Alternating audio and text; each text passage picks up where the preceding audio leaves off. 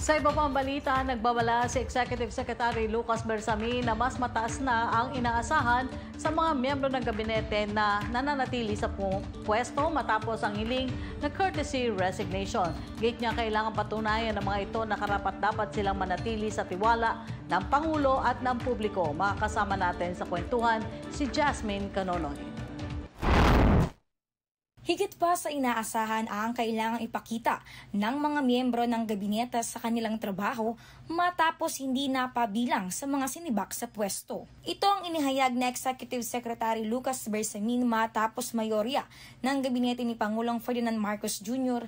ang napanatili sa kanilang posisyon matapos hilingin ang courtesy resignation ng mga ito. Ayon kay Bersamin, inaasahan silang magtrabaho ng husto upang maabot ang expectation sa kanila ng Pangulo at mapabilis ang mga programa at serbisyong dapat na matanggap ng mga tao. He has his own levels of achievement that he has imposed on each of us in the cabinet. And his expectations are there. And it is only the President who can decide if we performed up to par or we delivered on those promises or the expectations that he gave to us, announced to us at the beginning.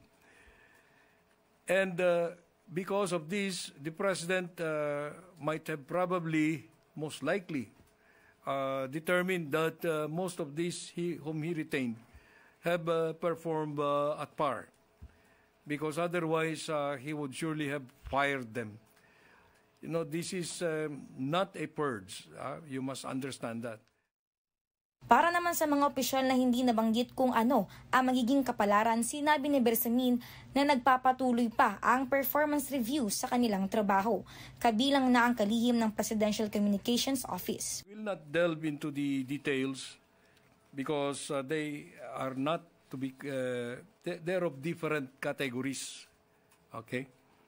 But let us assume that the President has good reasons, the best reasons, not to continue with their services as of this time.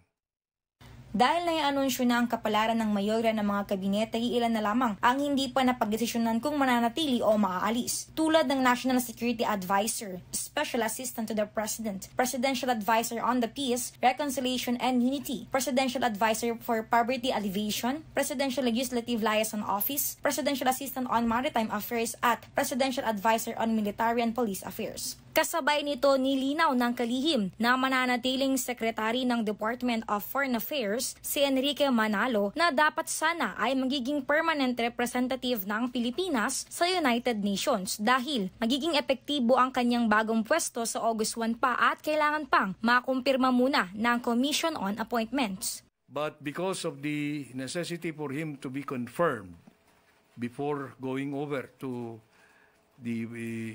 as permanent envoy to the United Nations, the President recognizes the designation to be considered as done only after his confirmation.